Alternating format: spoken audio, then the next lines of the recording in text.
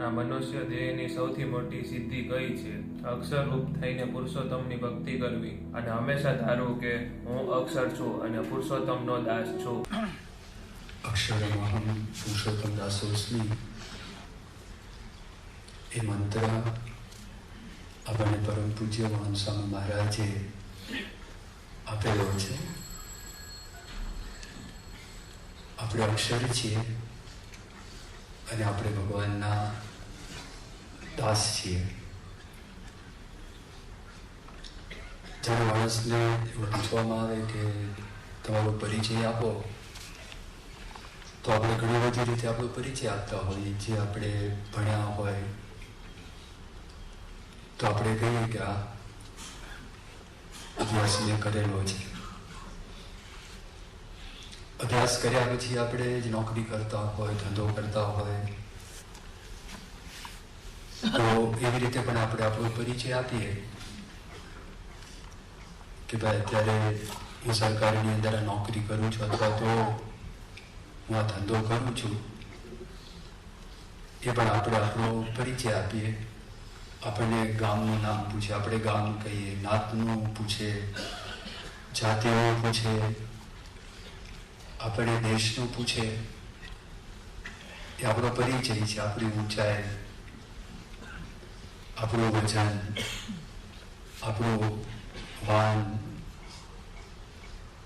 તો પરિચયની અંદર આ બધું આવતું હોય છે. એ બધો પરિચય અલૌકિક પરિચય છે, વ્યવહારિક પરિચય છે. પણ આપણી જે સાચી ઓળખાણ છે, હકીકતની અંદર આપણે કોણ છીએ, તો એ વાત ભગવાન સ્વામિનારાયણે આપણને આપેલી છે.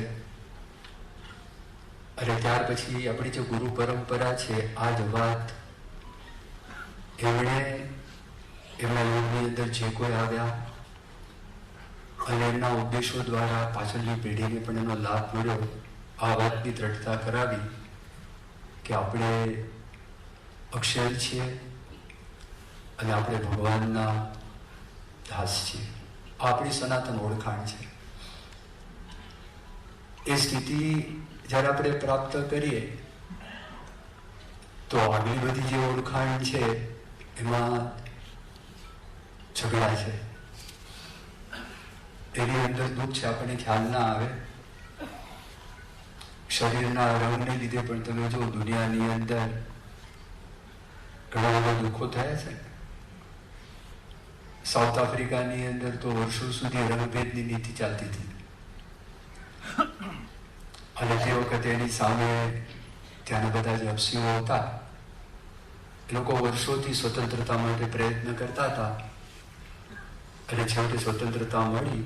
ઘણા બધાને જેલમાં પણ નાખેલા, ઘણાને મારી પણ નાખેલા, ઘણા ઉપર અત્યાચાર પણ ગુજારવામાં આવેલો, માત્ર ચામડીનો રંગ.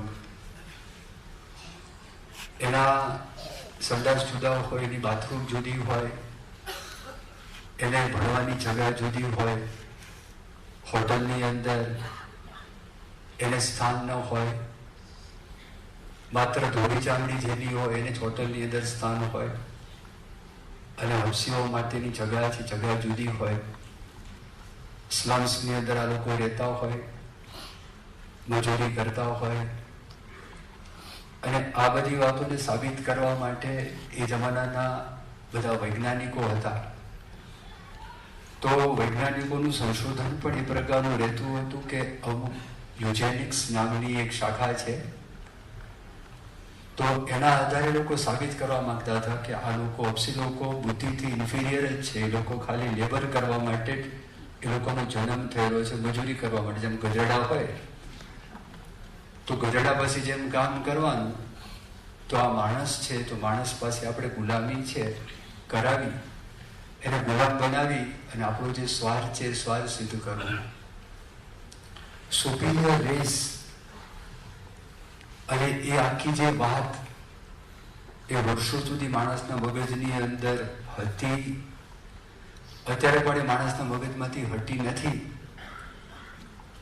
અમેરિકા જેવો સુશિક્ષિત દેશ કહેવાય, તો એ દેશની અંદર પણ વર્ષો સુધી બહેનોને અમુક હકો હતા જ નહીં. અમુક કોલેજોની અંદર બહેનોને પ્રવેશ જ નહીં, સ્ત્રીઓને કોઈ પ્રવેશ જ નહીં.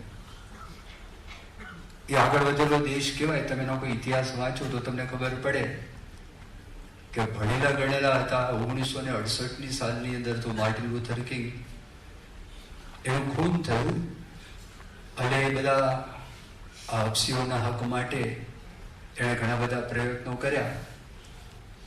આજે મેં તમને રેસની વાત કરી, જાતિની વાત કરી, તો એને લીધે તો બીજા વિશ્વયુદ્ધના મૂળની અંદર આ હતા.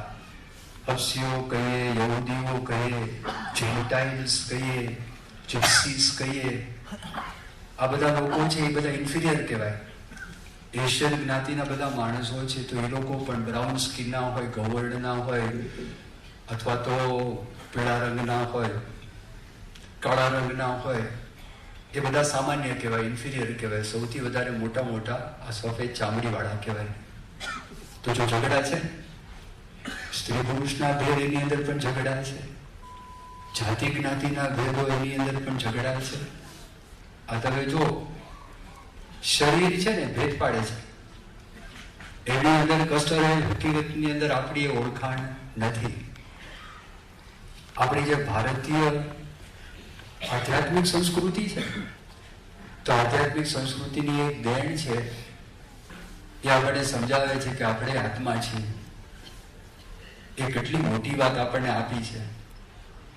આત્માના બધા લક્ષણો ઉપનિષદોની અંદર લખેલા છે. આપણે છીએ કોણ? આત્મા છે. તો આત્માનું લક્ષણ શું છે એનું વર્ણન કરેલું છે. એમાં વાત છે આવે છે. ગીતાની અંદર પણ વાત આવે છે. આખો બીજો અધ્યાય વાંચો તો બીજા અધ્યાયની અંદર ઘણી બધી વાતો કરી છે. નૈનમ છિંદંતી શસ્ત્રાણી વગેરે વગેરે. વાંસાવસી જીર્ણાની યથા વિહાય. આજે વાસાંસી જીર્ણાની યથા વિહાય. જેમ કપડું છે, કપડું એ જળી જાય તો માણસ બીજા કપડાને ધારણ કરે, એવી રીતે દેહરૂપી કપડું જ્યારે જીર્ણ થાય તે વખતે આત્મા છે એને નવો દેહ પ્રાપ્ત થાય છે. એ બીજો અધ્યાય છે શ્રીમદ ભગવદ્ ગીતાનો. એમાં 22મો શ્લોક છે. 22મા શ્લોકમાં વર્ણન કરેલું છે વાસાંસી જીર્ણાની યથા વિહાય. આખો શ્લોક લખ્યો છે. તો એમાં વાત કરી તો આ જ વાત ભગવાન સ્વામિનારાયણે વચનામૃતમાં પણ કરી. કથા પ્રથમ પ્રકરણનું 44મું વચનામૃત છે. વસુના વિપ્રવાલા ધ્રુવ એનો પ્રશ્ન છે. હવે એમની દીકરી ઉપર એવો એક પ્રસંગ બની ગયો હતો. એને લીધે બહુ દુઃખી થઈ ગયા હતા. વસોધામ એ જમાનામાં કેવું હોય કે બ્રાહ્મણોનું સ્થાન અલગ હોય, બ્રાહ્મણ વાળો હોય, ભાટ વાળો હોય, વડીલ લોકો અલગ અલગ સ્થાનની અંદર રહેતા હોય. અને આ બ્રાહ્મણની દીકરી, એ દીકરી ઉપર એવો એક પ્રસંગ થઈ ગયો હતો જેને કરીને એના લગ્ન ક્યાં થાય એનો પ્રશ્ન આવીને ઉપસ્થિત થાય એવો હતો. એટલે મનની અંદર બહુ દુઃખી હતા. અને અહમ અને મમત્વના ઘાટ એના મનમાં થયા જ કરે. એના સંદર્ભની અંદર એમણે ભગવાન સ્વામિનારાયણને પ્રશ્ન પૂછ્યો કે મહારાજ, અહમ મમત્વના ઘાટ કેવી રીતે ટળે? હવે તે વખતે ભગવાન સ્વામિનારાયણ આત્માની વાત કરે છે. ભગવાન સ્વામિનારાયણ વાત કરે છે કે આ જીવ છે ને વિપરીત ભાવના થઈ ગઈ છે. આ જીવને વિપરીત ભાવના થઈ ગઈ છે, આત્માને વિપરીત ભાવના થઈ ગઈ છે. કે જેમાં કોઈ માણસ દરજીને ત્યાં ડગલો એ સીવડાવવા માટે જાય અને પછી પોતે એમ માને કે દરજી મારો બાપ છે ને દર્જણ મારી માં છે, તો એને એ અજ્ઞાની કહેવાય. એમ એવી રીતે ક્યારેક આ જીવ છે એને બ્રાહ્મણને બ્રાહ્મણી થકી દેહ પ્રાપ્ત થાય છે, ક્યારેક બીજી જ્ઞાતિમાંથી એને દેહ પ્રાપ્ત થાય તો એને માની લે છે. પણ હકીકતની અંદર મહારાજ કે છે આ બ્રાહ્મણ છે, અરે આ જીવ છે, આત્મા છે. આત્મા છે બ્રાહ્મણ નથી, આત્મા ક્ષત્રિય નથી, આત્મા કણવી નથી, આત્મા કોઈનો બાપ નથી, આત્મા કોઈનો દીકરો નથી, એને કોઈ જ્ઞાતિ નથી, એને કોઈ જાતિ નથી. આ બધા શબ્દો શ્રીજી મહારાજ ગરડા પ્રથમ પ્રકરણના 44ના વચનામૃતની અંદર સમજાવે છે. અને મહારાજે ગરડા પ્રથમનું 21મું વચનામૃત અને ગરડા અંત્ય પ્રકરણનું છેલ્લું વચનામૃત એ છેલ્લા વતનામૃતની પણ શ્રીજી મહારાજ આખો સાર બતાવે, આત્માને પરમાત્માનો વેગ લગાડી દેવો, એ આપણો સાર, આખો સાર છે. અક્ષરરૂપ થઈને પુરુષોત્તમની ભક્તિ કરી, મનુષ્ય દેહે કરીને ઊંચામાં ઊંચી સિદ્ધિ, એના કરતાં કોઈ મોટી સિદ્ધિ છે જ નહીં. અને માણસ પાસે એવી ક્ષમતા છે, અને જ્યારે સત્સંગનો યોગ એને પ્રાપ્ત થાય ત્યારે સત્સંગના યોગે કરીને એટલી મોટી સ્થિતિને પ્રાપ્ત થાય છે. આપણે ઘણા બધા જન્મોથી રીતે ટેવાયેલા છે, આપણે આપણી જાતને ગરીબ કરી દીધા છે, આપણે આપણી જાતને સંકુચિત કરી દીધા છે. ભગવાનના સંતને આપણને મોટા બનાવવા છે, અને ભગવાનના સંતને આપણી સાચી આઈડેન્ટિટી છે. વિશ્વમાં ક્રાઇસિસ ઓફ આઈડેન્ટિટી છે, પણ ભગવાન સ્વામિનારાયણને સમજાવું તો ગઢડા અંત્યના છેલ્લા વતનામૃતમાં પણ મહારાજ વાત કરે છે. શ્રીજી મહારાજે વાત કરી કે આ સમુદ્રની અંદર જેટલું પાણી છે એટલું આ જીવ માતાનું દૂધ ધાવ્યો છે. વિચાર તો કરો, એક જન્મમાં સંતાન છે, માતાનું કેટલું દૂધ આવી શકે? હવે સમુદ્રમાં કેટલું બધું પાણી, કેટલા બધા જન્મ ધારણ કર્યા છે. આ પ્રથમના 44ના વતનામૃતમાં એ રીતે વાત કરી મહારાજ કે આ જગતની અંદર ધારો કે પુરુષ હોય ને, તો જગતની અંદર જેટલી સ્ત્રીઓ છે એક વખત એને સ્ત્રી મળેલી છે, અને એ જીવે સ્ત્રીના રૂપ ધારણ કરીને આ જગતની અંદર જેટલા પુરુષો છે એ બધાને એક વખત ધણી કરેલા છે. અને શ્રીજી મહારાજ તો આગળ વાત કરે છે કે અનેક વાર કૂતરીના પેટે, મીંદડીના પેટે, વાંદરીના પેટે, આ 84 લાખ જાતની યોની છે, એ બધી યોનીમાં જીવે એ પોતે ધારણ કરેલા છે. આ પ્રથમના 44ના વતનામૃતમાં મહારાજ આ વાત કરી. જો આપણી આ જે સંસ્કૃતિ છે, ભગવાનને સંત આપણને આ કેવું જબરજસ્ત મોટું જ્ઞાન આપે છે. એ જ્ઞાન આપીને આપણને સમજાવે છે કે હકીકતમાં આ આપણું સ્વરૂપ છે. કેટલો બધો ભાર. ભગવાન સ્વામિનારાયણના વખતની પ્રસિદ્ધ શ્રીજી મહારાજ લોયા ગામની અંદર બિરાજમાન હતા, બધા પરમહંસો ત્યાં આગળ હતા. તે વખતે શ્રીજી મહારાજે વાત કરી, પરમહંસો તમારામાંથી આત્માનંદ સ્વામી જેવા કોણ છે, હોય તો કહો. ત્યારે પરમહંસો કે મહારાજ આપ જે કોઈ કરવા માટે અમે તૈયાર છે. કેટલી બધી હિંમત જો પરમહંસોને. સ્વામિનારાયણ ભગવાનને એમણે એવું કીધું, મહારાજ જો તમે કહેતા હોય તો હિમાલયની અંદર ખુલ્લા શરીર અમે જઈએ, શરીર કાઢી નાખીએ. જો આપ કહેતા હોય તો પાણી પીવાનું બંધ કરી દઈએ, અને આપ કહેતા હોય તો ખાવાનું છે એ ખાવાનું બંધ કરી દઈએ. જો આપ કહેતા હોય તો આંખ છે ને એને મટકું ન મારીએ અમે. આપ કોઈ શું ન થાય. ત્યારે શ્રીજી મહારાજે વાત કરી કે તમે બધા હિંમતવાળા છો, તમે બધા જ એક એકથી અધિક છો, અને તમે બધા જ આત્માનંદ સ્વામી છે એના જેવા છો. પણ મારું એક વચન તમે માનો, ચૈતન્ય રૂપ તમારું, દુઃખ રૂપ દેહ દેહ ન્યારૂપ. તમારું સ્વરૂપ તમે માનો, તમે આત્મા છો. મારા વચનની અંદર વિશ્વાસ લાવીને તમે આ માનો કે તમારું સ્વરૂપ આત્મા છે. હવે પરમહંસો હતા, સામાન્ય કોટીના પરમહંસો નહોતા, જબરજસ્ત હતા. અવતારની જે પૂજા એવા બધા સંતો હતા, એવા ચમત્કારિક સંતો હતા. આખા ગુજરાત, કાઠિયાવાડ ને કચ્છની અંદર વિચરણ કરી ભગવાન સ્વામિનારાયણના આદેશથી નિર્માની પણ ધારણ કરી, સાધુતા ધારણ કરી, સમર્થ હોવા છતાં પણ સહન કરવું બહુ મુશ્કેલ કામ છે. જ્ઞાને મૌનમ ક્ષમા શક્તો. ક્ષમા શક્તિ હોવા છતાં પણ ક્ષમા આપી, આ બહુ જુદી વાત છે. એ બહુ દુર્લભ વસ્તુ છે. પણ આ બધા પરમહંસો એ કામ કર્યું. એવા પરમહંસો હતા. એમણે ભગવાન સ્વામિનારાયણ આ વાત કરીને કહે છે, માનો ચૈતન્ય રૂપ તમારું, દુઃખ રૂપ દેહ દેહ ન્યારૂપ. તો જયારે ભગવાન આ વાત કરી તેનો અર્થ એવો થયો કે આમાં કંઈક જબરજસ્ત કંઈક મૂલ્ય હોવું જોઈએ તો આ વાત કરી, બાકી આ વાત કરેલી. હરિજનને પણ વાત કરી મહારાજે. એક બાજુ પરમહંસ, એક બાજુ અભણ. હરિજનનો છોકરો કે તું કોણ છું? એને કીધું હું મા બાપ હરિજન છું. મહારાજ કે તું આત્માનું 5 વખત બોલ. એને ઘૂંટાવે છે. 5 વખત ઘૂંટીને કીધું તું કોણ છું? હરિજન છું. પછી કીધું એમ 100 વખત બોલ, હું આત્મા છું, આત્મા છું, આત્મા છું, આમ બોલ, તું હરિજન નથી, આત્મા છું.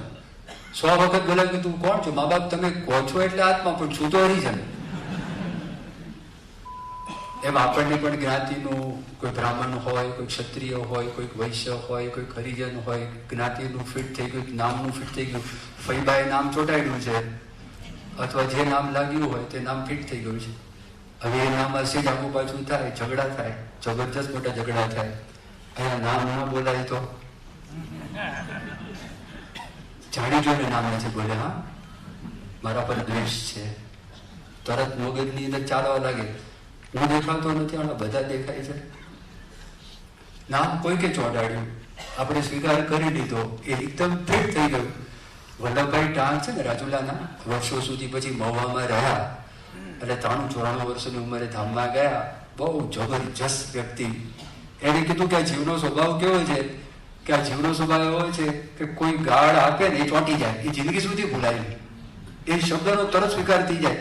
અને મહારાજ કે છે, સ્વામી કે તું આત્મા છું, ચોંટતો જ નથી, એ શબ્દ ચોંટતો નથી. તો બરો તો કુત્સિત શબ્દ છે, તો કુત્સિત શબ્દ ચોંટી જાય. એટલે હકીકત આપણે કોઈ ગધેડો કહે તો આપણે જાણીએ છીએ ગધેડો નથી, એ હકીકત છે. એ હકીકત હોવા છતાં આપણે દુઃખી થઈ જાય. મૂરખનો જાન છું, અને મને મૂરખ કીધું. અને જો આખા ઝઘડા, ઘરના ઝઘડા માત્ર આ ખાલી પોતાને આત્મા માનીને અક્ષરની વાત આગળ છે, અક્ષરની વાત તો આગળ છે, પોતાને દેહ કરતા અલગ ખાલી આત્મા પોતે માને ને તો પણ ઘણી એને રાહત થઈ જાય. એ જે બોલે છે હું છું જ નહીં, પછી શું માથાકૂટ? એ કે તું આવો છો તેવું કશું નથી, એ જે કઈ છે નહીં, આપણે આત્મા જ છીએ. એ જે પહેલી વાત જે કરી, તો આ છે વાત મહારાજે એમને શીખવાડી. 1985ની સાલમાં કેવો જબરજસ્ત ઉત્સવ થયો ગુણાત્તાન સ્વામીનો અમદાવાદમાં. સ્વામીને 200 વર્ષ પૂરા થયા હતા ને, એ નિમિત્તે બહુ મોટો ઉત્સવ થયો. લગભગ 85 લાખ માણસો એ 59 દિવસની અંદર યુનિવર્સિટી મેદાન, અત્યારે મોટા મોટા ત્યાં કન્વેન્શન સેન્ટર થઈ ગયા, પછી મોટી મોટી બધી જ્યારે એક્ઝિબિશન્સ હોય ત્યાંના ગ્રાઉન્ડ્સમાં, માનવ મંદિરની સામે અમદાવાદના પેલો હેલ્મેટ સર્કલ છે ને એની આગળ તમે જાઓ, ત્યાં પહેલાં ખુલ્લું મેદાન હતું, અને ત્યાં મોટા મોટા જબરજસ્ત ઉત્સવ 59 દિવસ સુધી પ્રમુખ સ્વામી મહારાજે ઉત્સવ કર્યો, અને ગુણાતીતાનંદ સ્વામીના ગુણાનુવાદ બધા ગવાયા હતા. હવે તો જો એ ઉત્સવની અંદર પહેલા તો 59 દિવસ સુધી સળંગ એક ચાલે ઉત્સવ, જે લોકો આવે, જમે, કરે, અને બધાને બધી જ પ્રકારની શુભ પરિણામો પ્રાપ્ત થાય. એમાં જેવો પ્રવેશ કરે માણસ આખો, એક દેના બેંકના ચેરમેન હતા મિસ્ટર ગોલપુરિયા કરીને, તમે જેવા ત્યાં પ્રવેશ કરો, અક્ષરદ્વાર એનું નામ હતું, અને આગળ જ એક જગા બનાવેલી, એનું નામ આપેલું મિત્રનું સ્થાન. અંગ્રેજીમાં એને ફ્રેન્ડ્સ કોર્નર કહેવાય. એક કોર્નર એટલે આપણે ખૂણો નહીં સમજવાનો, પણ મિત્રનું સ્થાન, એક જગા. તો એ તમારા કોણ કોણ મિત્રો છે, તો બધા સદગુણો લખેલા, અને ત્યાં આગળ કટઆઉટ્સ મૂકેલા હતા. અને એ માણસો એટલા બધા ખુશ થઈ ગયા, બીજું બધું તો જોઈને રાજી રાજી થઈ ગયા. પછી એમને પ્રવચન કરવાનું હતું, તો પ્રવચનમાં આવીને એમણે વાત કરી કે હમણાં જ મેં સીન ધ ફ્રેન્ડ્સ કોર્નર, હમણાં મેં ફ્રેન્ડ્સ કોર્નર જોયો. તમે એના બધા સદગુણો જુઓ કે where in the world there is a need for animosity. આ દુનિયાની અંદર પરસ્પર આપણે કહીએ ને નફરત કહીએ કે માણસને જોઈને આપણને થાય, તો there is no need for animosity. એનાથી પ્રારંભ કર્યો. આટલું જીવનની અંદર આવે, જાણતા હતા, જ્યાં જાઓ ત્યાં સભા મંડપમાં જાઓ તો પ્રેરણાનું સદાવ્રત ચાલ્યા જ કરે.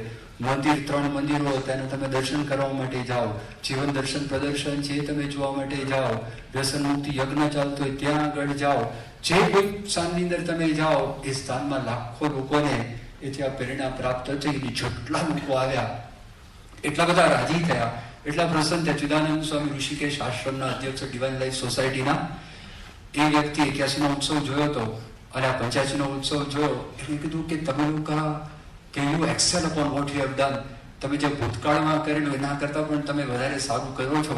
એ બધી વાતો એમણે કરી, બહુ જ રાજી છે, બહુ પ્રસન્ન થઈ ગયા. બધા મહાત્મા બધા જ બુદ્ધિશાળી માણસો. ખાલી 1 મહિના સુધી તો Manav Utkarsh Abhiyan, international convention for better living 1 મહિના સુધી ચાલેલું હતું. બહુ પ્રસન્ન થયા. ગાણા ગવાયા, વખાણ થયા, પ્રશંસાઓ થઈ, 59 દિવસનો ઉત્સવ છે, ઉત્સવ પૂરો થયો. બીજે દિવસે સંતાશ્રમ, ત્યાં નગરની અંદર જ સંતાશ્રમ એટલે શું? શણ હોય ને, શણ આપણે જૂટ એનું બધું બનાવેલું ટેમ્પરરી, અને એમાં ત્યાં ઉપર પતરા તંબુ હોય, ત્યાં આગળ બધા સંતો રહેતા હતા. અને એ લોકોની કેબિનો પણ ત્યાં આગળ હતી, અલગ અલગ વિભાગની. તો રોજ ત્યાં આગળ સવાર થાય, સવાર સાંજ આરતી થાય, એ જગા હતી. એ સ્થાનમાં સાંજે પ્રમુખ સ્વામી મહારાજ આવ્યા, જે બધા સંતો હતા ભેગા કર્યા. યાદ વિચાર કરજો, 12,000 સ્વયંસેવકો જે લોકોએ કામ કરેલું, ઘણા લોકો 1 વર્ષની રજા લીધેલી. અને પ્રમુખ સ્વામી મહારાજ સંતોને શું કહ્યું? સંતો, પેલું શ્રીજી મહારાજે આત્માનંદ સ્વામીની વાત કરી, તો એ કોઈને મોઢે હોય તો બોલો. હમણાં જે મેં વાત કરી ને, તો એક સંત છે, તો ભક્ત ચિંતામણી અંદર આવે છે, સંત બોલ્યા. સ્વામી કે હા, શું વાત કરી મહારાજે? મારું ચૈતન્ય રૂપ તમારું, દુઃખ રૂપ દેહ તેહ ન્યારું. આ પ્રવૃત્તિની અંદર જીવનનો ધ્યેય ભૂલાઈ ન જાય, લોકોની વાહવાની અંદર જીવનનો ધ્યેય ન ભૂલાઈ જાય. જે આપણે કરવાનું, જેના માટે આપણે ઉત્સવ કર્યો છે એનું મૂળ તો આ છે. કોઈ દિવસ ક્યારે પણ પ્રમુખ સ્વામી મારે ભૂલ્યા નથી. જોજો તમે, અબ્દુલ કલામ આગળ આવેલા 2004ની સાલમાં, અને તે વખતે તો 15-20 હજાર બાળકો બાલિકાઓ બેઠા હતા. અંધારું થઈ ગયું હતું, આરતી પતી ગઈ હતી, પ્રમુખ સ્વામી મહારાજના આશીર્વાદ હતા. આશીર્વાદમાં સ્વામી અંધારાની અંદર આ બધી વાતો કરી, અને સ્વામીએ સમજાવ્યું. તો એના આધારે જો આપણને ખબર પડે કે મારી આ વાત છે એ અતિ અગત્યની વાત છે, અતિ અતિ અતિ મહત્વની વાત છે. હવે આપણે ઘણા બધા વિચારો પણ આપેલા છે. એ વિચારોના આધારે મોટો વિચાર એ છે કે આપણને ભગવાનને સંત કહે છે માટે વાત સાચી છે. પણ હવે બધા એની પ્રતીતિ માટે તર્કે કરીને સંપૂર્ણ પ્રતીતિ આવતી નથી, કારણ કે આત્મા અતર્ક્ય છે. પણ છતાં એની પુષ્ટિ થાય. આપણે જોજો, આપણને બધાને એક પોતાની એક ઓળખ છે ભીતરમાંથી. જે ભાવ છે ને, એનું સાતત્ય છે. જ્યારથી આપણે સમજણા થયા અને આપણો દેહ પડશે ને, ત્યાં સુધી આપણા ભીતરની અંદર, આપણા અંતરમાં આપણે ભાવ છે ને, એનું એક સાતત્ય છે. અલગ અલગ આપણા બધા ફોટાઓ પડેલા હોય, બાળકના ફોટા હોય, 50 વર્ષ 60 વર્ષનો માણસ થયો ત્યાંના ફોટા હોય, વતલા બધા ફોટાઓ હોય, અને રૂપ બદલાઈ ગયું હોય, ઊંચાઈ બદલાઈ ગઈ હોય, એના વિચારો બદલાઈ ગયા હોય, પણ તોય એમ લાગે હું છું. આ હું છું એ જે આવે છે એ આત્મા તત્વ છે. અને શ્રીજી મહારાજે વેદ રહસ્યમાં સમજાવેલું છે. મહારાજે કેવી રીતે વિચાર કરો, તો એ વિચાર પણ આપણા ઋષિમુનિઓએ પણ આપેલો છે. અને ઘણા બધા મહાત્માઓ, સંન્યાસીઓ પણ આપણને આ વિચારની વાત કરે છે. આ ધારો કે તમે કપડાં પહેર્યા છે, તો તમને કોઈ પૂછે કે આ શું છે, તો કે આ મારું ટી-શર્ટ છે, આ મારું શર્ટ છે. તમારા હાથમાં મોબાઈલ ફોન હોય કે આ શું છે, મોબાઈલ ફોન કોનો છે, મારો મોબાઈલ ફોન છે. હાથમાં ઘડિયાળ હોય, તમને કોઈ પૂછે આ શું છે, આ ઘડિયાળ છે, કોની ઘડિયાળ છે, મારી ઘડિયાળ છે. તમે વાહનની અંદર જશો, આ કોની ગાડી છે, મારી ગાડી છે, આ મારી બાઇક છે, આ મારો સ્કૂટર છે. તમે બોલશો, જેવા આપણે બોલીએ કે મારું ટી-શર્ટ છે, મારું શર્ટ છે, મારી બાઇક, સ્કૂટર છે, ગાડી છે, મારી ઘડિયાળ છે, મારો મોબાઈલ ફોન છે, એ જેવું આપણે બોલીએ તો એનો અર્થ શું થયો કે મોબાઈલ ફોન કરતા હું જુદો છું, આ શર્ટ કરતા હું જુદો છું, આ ગાડી કરતા હું જુદો છું. થઈ ગયું. હવે કોકનો હાથ કપાઈ જાય તો એમ કહે છે કે આ મારો હાથ છે, એનો અર્થ એવો તો હાથ કરતા જુદો છે. હવે હાથ તો એક શરીરનો ભાગ છે. આ કોનું શરીર છે? મારું શરીર છે. તો શરીર કરતા અલગ પડી ગયો. આ વિચાર કોને આવ્યો? મને વિચાર આવ્યો. મને આવ્યો, મને કોણ? તો વિચાર કરતા પોતે અલગ પડી ગયો. એ જે અલગ પડ્યો ને, એ પોતે આત્મા છે. હવે આ જે વિચાર છે, એ વિચાર આપણા શાંતિથી, આપણે સ્થિર મન હોય અને શાંતિથી આપણે વિચાર કરીએ તો આ વિચારની આપણે જીવનમાં દ્રઢતા થાય.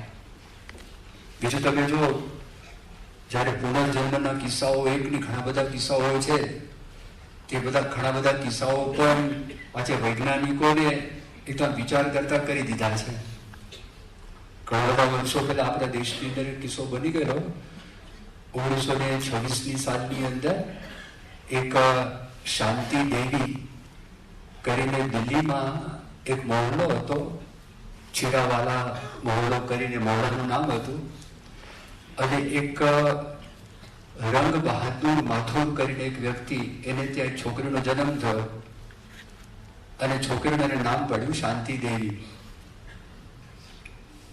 હવે એ જયારે 4 વર્ષની થઈ, 4 વર્ષ સુધી બહુ જાજુ બોલે નહીં, પણ 4 વર્ષની થઈ ત્યારે બોલવા લાગી. ત્યારે એ એના પતિની વાત કરે, એના સંતાનની વાત કરે અને મથુરાની વાત કરે. તે બધાને થયું કે આ બાળકની એક પ્રકારની ફેન્ટસી છે અને આ બાળિકા છે ને મનમાં જાત જાતના વિચાર આવે છે, એને લીધે આ બધું ચાલ્યા કરે છે. પછી પણ આ વારે વારે યાદ કરે અને બોલ્યા કરે અને પાછું કે એ ઘરની અંદર તો મને આ પ્રકારની મીઠાઈ મળતી હતી અને એ ઘરમાં આ પ્રકારનું ખાવાનું ખાતી હતી અને આમ હતું તેમ હતું, ચાલ્યા જ કરે વારંવાર. એટલે એના માતા પિતાને મનની અંદર શંકા પડી કે કદાચ આ પૂર્વજન્મની વાત કરતી હોય. એને પૂછે તારા પતિનું નામ શું હતું? તો બોલે ને એ શર્મા. પેલા જમાનામાં આપણે ત્યાં પ્રણાલિકા હતી ને, કોઈ પત્ની હોય તો પતિનું નામ ના બોલે, એની મર્યાદા રાખે, લાજ રાખે. એ જમાનામાં એવું બધું હતું, એ બોલે ને. હવે આજે હતા રંગ બહાદુર માથુર, એના એક સગા હતા જે સ્કૂલમાં શિક્ષક હતા. તો એણે પોતે એક વાત કરી, એણે કહ્યું કે જો તું મને, અને વારે વારે મને કે મને મથુરા લઈ જાઓ, મથુરા લઈ જાઓ. તો પહેલા એ કીધું કે જો મથુરા લઈ જાઓ, તારા પતિનું તું મને નામ આપ તો હું લઈ જાઉં. તેને એમ થયું કે હવે આ લાલચ લાગી, એટલે કાનમાં ધીરે ધીરે વાત કરી કે મારા પતિનું નામ છે કેદારનાથ ચોબે. તો કે કેદારનાથ ચોબે શું ત્યાં કરતા હતા? કાપડની દુકાન હતી. તે કાપડની દુકાન ક્યાં ગઈ? દ્વારિકાધીશનું મંદિર છે એની સામે આ દુકાન હતી. અને કે તારે કેટલા સંતાન હતા? 2 સંતાન હતા. એકનો જન્મ તો ગર્ભમાં જ બાળક મરી ગયો હતો અને બીજો એનો જન્મ થયો બીજે વર્ષે, અને પછી 9 દિવસની અંદર આનું મૃત્યુ થયું. એનું પૂછ્યું તારું નામ શું હતું? કે લોકદી દેવી અમારું નામ હતું. એને જો આટલી બધી ડિટેલમાં વાત કરે, લાવો હું પત્ર લખું. મથુરા પત્ર લખ્યો અને મથુરામાં પત્ર લખી અને ત્યાં આગળ એમને મોકલ્યું અને મોકલીને ઘણી બધી માહિતી હતી. તો એના પેલા કેદારનાથ ચોબેને થયું કે મારી પત્ની સિવાય બધી વાતની કોઈને ખબર ન હોય. શું લાગે છે તો સાચું, અને કે તમે અહીંયા આગળ ખાસ આવો ને આને મળો પહેલા. એને તું મારે મળવું નથી. એટલે એને એક મિત્ર દિલ્હીમાં રહેતા હતા, એને મોકલ્યા. એને મોકલીને જ્યારે બધી વાત સાંભળી શાંતિ દેવીની, તો એને કેદારનાથને કીધું કે ભાઈ તું મળવા માટે આવા જેવું છે. એટલે કેદારનાથ પોતે, એના પછીના પત્ની, આનું જે સંતાન હતું એનું નામ નવની, એ મોટો થઈ ગયો હતો, એ પણ એની સાથે ત્યાં આગળ આવ્યા. એ લોકો 4 જણા અહીંયા આગળ આવ્યા અને અહીંયા આગળ આવીને બધું આને પ્રશ્ન પૂછવા લાગ્યા. લગભગ 24 થી 25 વાત એણે એવી કરી કે ત્યાં આગળ બધી જ મળતી આવતી હતી વાત. આ બધી વાતો થવા લાગી. તો એને કીધું કે તને મથુરા લઈ જાય, તને સ્ટેશન ઉપર મૂકે, રેલવે સ્ટેશન ઉપર, તું તારા ઘર સુધી જઈ શકે? કે હું જઈ શકું, મને વાંધો આવે નહીં. આણે આ વાત કરી. આણે વાત કરી તો પછી તો કીધું કે હવે એને આપણે લઈ જઈએ, પણ કોણ લઈ જાય? ગાંધીજીને આ વાતની ખબર પડી. તો ગાંધીજીએ કેટલાક સામાજિક નેતાઓ ને પાર્લામેન્ટના કેટલાક માણસોની કમિટી બનાવી અને કમિટી બનાવીને ગાંધીજીએ કીધું ખરેખર આ વાત સાચી છે કે ખોટી છે, તમે તપાસ કરો. તો એ તપાસ કરવા માટે આખી કમિટી બેઠી, બધાને કન્વિન્સ થયું કે સાચું છે ને લઈ જવા જોઈએ. રેલવેમાં એને મથુરા લઈ ગયા અને ટોંગો હોય ને આપણે પેદલ માણસ ખેંચે, તેમાં એને બેસાડે ને કીધું કે કોઈ બોલવાનું નહીં, આ જો એ ક્યાં લઈ જાય. તે ટાંગાવાળાને એ કે કે અહીંથી અહીંયા જવાનું, અહીંથી અહીંયા જવાનું, અહીંથી અહીંયા જવાનું, અહીંથી અહીંયા જવાનું. એના ઘર સુધી, નાની હતી ઉંમરમાં, એના ઘર સુધી ક્યાંક દિલ્હી ને ક્યાં મથુરા, અને ઘર સુધી લઈ ગઈ. અને ઘરની અંદર એને કીધું કે તને કઈ વિશેષતા ખબર છે? કે હા, અહીંયા આગળ એક કૂવો છે, કૂવામાં હું રોજ નાતી હતી, કૂવાની પાસે.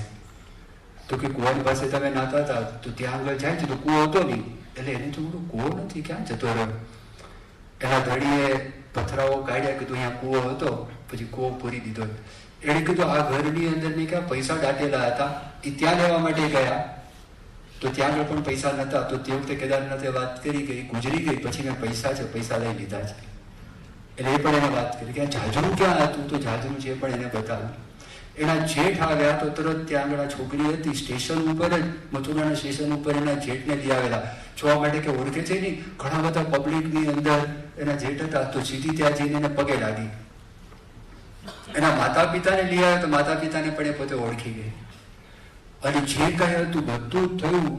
અને આખા દેશની અંદર તે વખતે આજે પુનર્જન્મનો એકદમ નક્કર ને પાક્કો કિસ્સો એ કે આ મર્યા પછી એ માણસના બીજા દેહની અંદર આ આત્મા છે, એ આત્મા જાય જેનું કલ્યાણ થયું ના હોય તો કર્મનું ફળ ભોગવવા માટે એ ત્યાં એને જવું પડે છે. એને ખબર પડી તો સ્વીડનમાંથી એક માણસ આવ્યો હતો.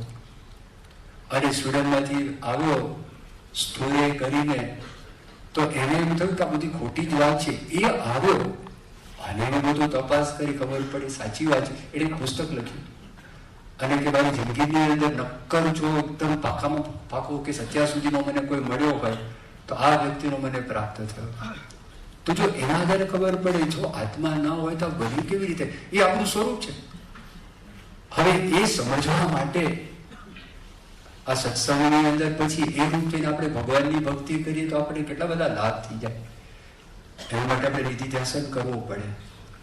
હવે આપણું 1981 સાલમાં ગયા હતા અને ત્યાં અમારી શિબિર હતી અને આગલે દિવસે પ્રભુ સ્વામી મહારાજ પધારી ગયા હતા.